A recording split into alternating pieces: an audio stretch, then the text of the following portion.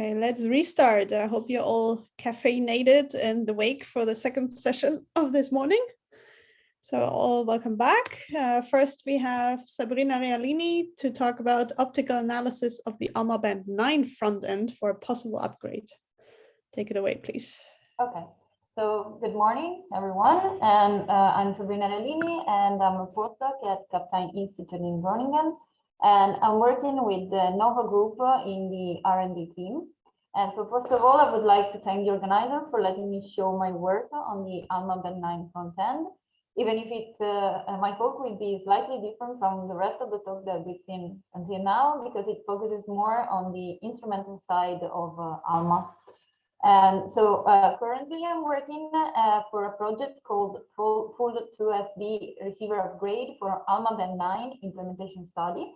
And this project fits within the framework of the ISO advanced study for upgrades of ALMA. And feasibility study of the project in which I'm working on has already been performed from the instrumentation group at the University of Groningen. And the main objectives of this project are the implementation study for the extension of the IF bandwidth of the ALMA Band 9 receiver and the extension of the RF bandwidth. And we also want to study the availability of SIS mixer devices for the upgrade of all the 73 ALMA receivers. And an additional objective, which was not present in the original feasibility study, is the improvement of the polarization purity of Band 9. And this is the topic on which I'm focusing on. So during this talk, I'll show you the analysis of the optical cross-polarization performance, and also the analysis of the beam squint, and all these analyses are useful to determine how to upgrade the current system. So first of all, a brief recap of what kind of science we can do with ALMA Band 9. And basic scientific case are related to the fact that Band 9 is ideal to study warm and dense gas and perform spectroscopical analysis for a range of astrophysical objects, starting from high-redshift galaxies to starburst, black holes in AGN, and dusty star-forming regions, and so on. And it's useful because it can trace the most highly excited atomic and molecular gas and allows the detection of high excitation line of CO. With the upgrade, there are additional science cases, and the first and most important thing is that the upgrade will allow an improvement in the science output per unit time, which is highly beneficial because Band 9 requires favorable weather conditions, which only occurs a modest fraction of the time.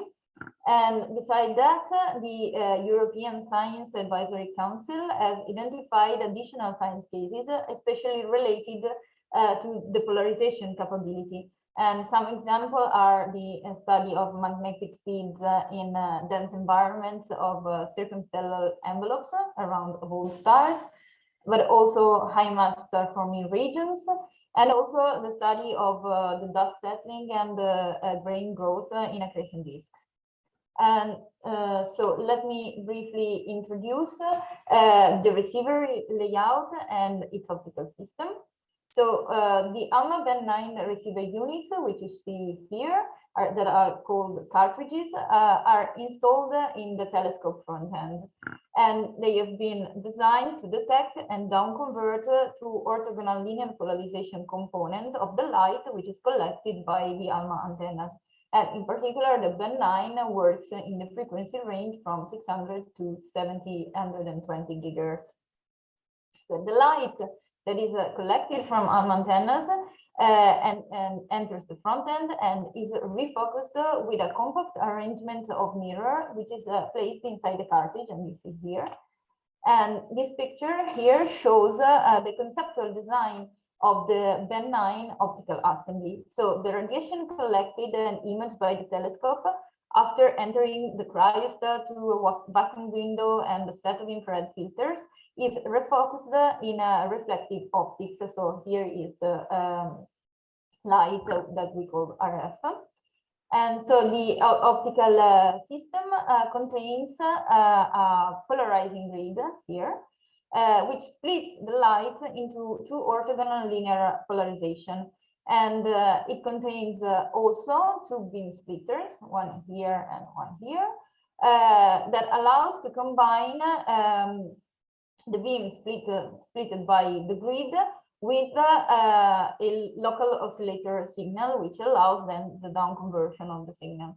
So then the combined beams here are fed into two independent double sideband mixer, each with a corrugated feed horn, which allows the coupling of the radiation to the waveguide system. And the generated intermediate frequency signal are then amplified by cryogenic and room temperature amplifiers and exported to the backend for further processing and finally the correlation. So as you know, Band 9 is in operation, and all the fabricated receivers have been tested by the NOVA group at the University of Groningen.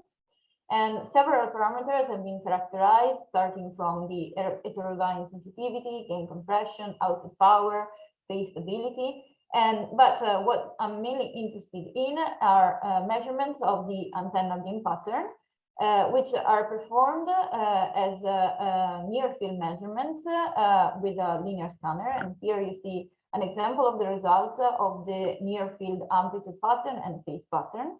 And these are fundamental because by means of a complex Fourier transform, we can compute the far-field pattern, which allows to compute the parameters in which I'm really interested in, for example, the cross-polarization level and the beam squint. So coming back to the receiver, we know that the on-sky performance of the 9 receiver is not really suitable for extended source polarimetry. And this is due to the fact that the optics was originally designed with a compensating scheme with the aim to minimize aberrations. And in addition, there are strict limitations in the volume of the cartridge. So the optical design is really constrained and has strict interfaces requirements. So due to this design and due to the presence of the polarization grid, this optics is not optimal for low cross polarization. And the current cross-polar performance is around -17 dB. While the requirements, which is satisfied by all the other bands, is lower than -20. So in addition to this, there is a relatively large beam squint if compared to other bands that don't use a polarization grid, and I'll show you later on in this talk. A significant improvement in the polarization performance could be achieved with a major redesign of the optics by remachining of all these mirror blocks that you see here. But it is expensive and requires a lot of time. So the idea behind the project is to investigate possible alternative solutions that do not require to fabricate a new mirror block. So we want to investigate and analyze the effect of the grid to see if an improvement in the mechanical tolerance can reduce the squint, and also investigate the possibility to use an automode transducer rather than a grid, as other bands in ALMA do, for example, band 5 and 6. So to make this analysis possible, what I did was to set up a model, an optical model of the original band 9 optics using the software grasp. And I performed simulation, first of all, with the nominal optics to understand the level of the current configuration.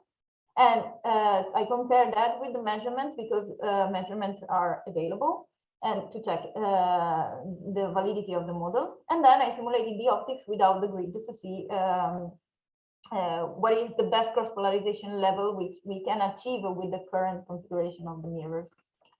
So moving to the model that you can see here, it includes two feed horns for the two polarization. And they have been modeled as hybrid mode feed horns because they are the best approximation of the real corrugated feed horn. And the real system has corrugated horns because they guarantee a very symmetric beam that you can see here, with a high coupling to the fundamental Gaussian mode and a very low level of cross polarization. Then the model includes also 3 ellipsoidal mirrors, 1, 2, and the common one here. And the width shape that you see here is because they are designed according to the real configuration. So according to the mechanical design, which has several constraints. And the beam produced by the common mirror comes out of the cryostat with an offset angle of 0.9 degrees. And finally, the model includes the polarization grid, which is that you see here in the middle, and the grid wires are parallel to the direction of the horn axis. And you see both polarizations. So the blue one is the reflected component, the component reflected by the grid. And the other component, the pink one, is the one that is transmitted to through the wire grid. So using this model, I perform optical simulation, and the simulation technique is relies on physical optics, which is the best method for this kind of simulation because it computes the induced currents over the mirrors in order to estimate the total radiated field. So I started by simulating the nominal optics in order to determine the cross-polarization level. And here you see the field in the far field, or at least closer to the secondary mirror of ALMA, and computed at 660 gigahertz because this is the central frequency of the band 9 bandwidth. And then I computed the field, but in the focal plane, because I wanted to compare these results with the measurements which are really available, and measurements have been done in the focal plane. So here you see the field in the focal plane for both polarization, but limited to 2 orthogonal cuts. And here you clearly see that the beams are redirected towards the secondary mirror of ALMA with an offset angle of 0.9 degrees. Then I use this simulation to compare with measurements to verified model. And here you see the comparison. The comparison is not perfect, but there are several issues. First of all, the distance of the scanning plane of the measurements with respect to the focal plane is not known. So this is just an approximation. And the effect of filters and the cryostat windows, which are really present in the system, are not taken into account because it would take an excessive computational time. So from the map that I showed you before, I computed the integrated value of the cross polarization, and I compared that with the measurement, and I got the same level of minus 17 dB.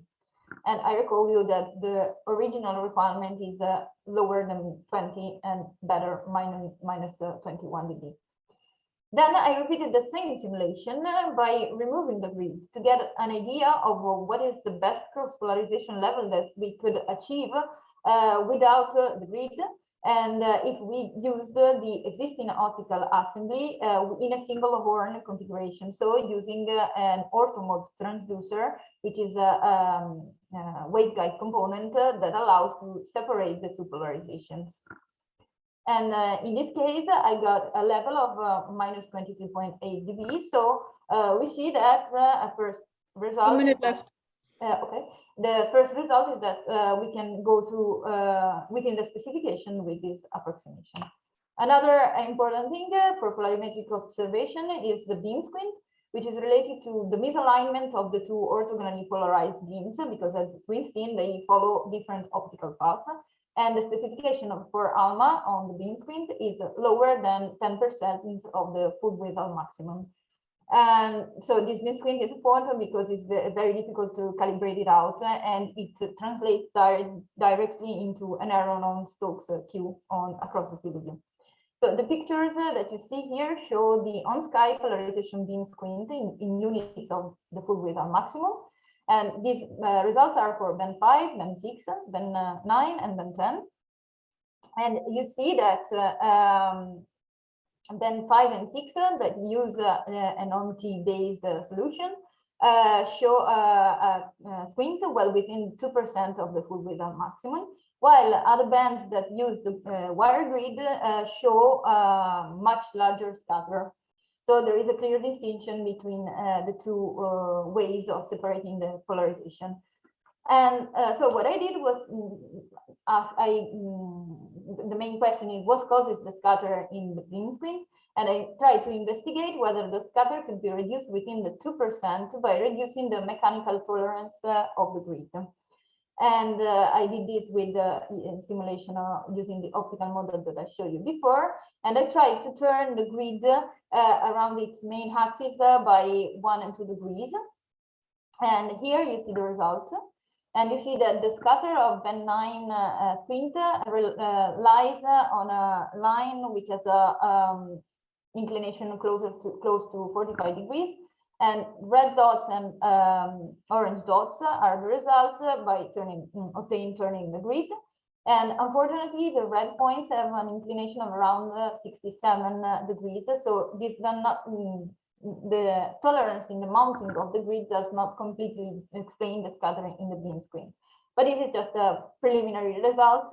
Because what we want to do now is to mix the rotation around the two axes to see if we can explain this feature of band 9, which lies on top of the random scatter of the squint.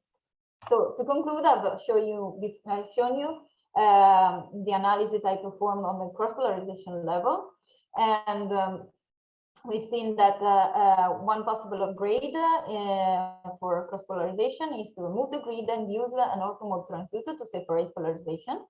And another possibility, of course, is the complete redesign of the optics using lower mirrors and smaller bending angles, but this is very expensive. And I showed you also the analysis on the beam squint, and unfortunately, we've seen that the reduction of the beam squint is not really related to tolerances in the grid mounting, but this will be further investigated in the next future. So that's all. Thank you very much for the attention. Thank you, Sabrina. Very interesting to also see, like, from the technical side, what's going on. Do we have any questions? We have time maybe for one and a half questions. Yeah, so I have some questions, but I see one in the chat, so we start with this one. So thanks for the talk. Is beam squash also characteristic in your analysis? No.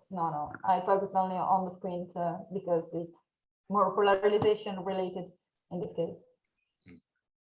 Okay, thanks. So while other people may think questions, so if I can ask, so do you need in all this analysis the fact that you have different antennas and maybe the illumination pattern is different because of the support? Is this important in your analysis, or for the moment it's not so critical? Well, for the moment it's not so critical because basically the squint that we compute is related only to the cartridge that produces the beam that then illuminates the antenna. So I'm focusing mainly on the front end within the cartridge. So okay. Yeah.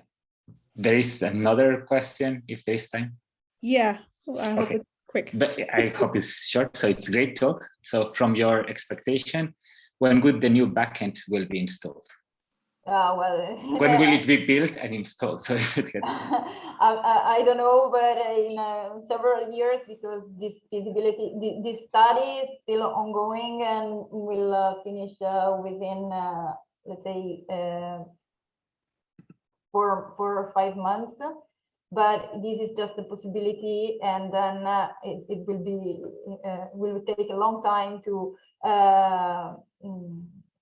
really do that, because, for example, this 2SB upgrade will require to use all the existing mixer devices that are already working. So it will take quite a while to dismount everything and upgrade everything and test. So it will be the new ALMA, I guess. bright future for ALMA. Okay, let's move on. We're already having the next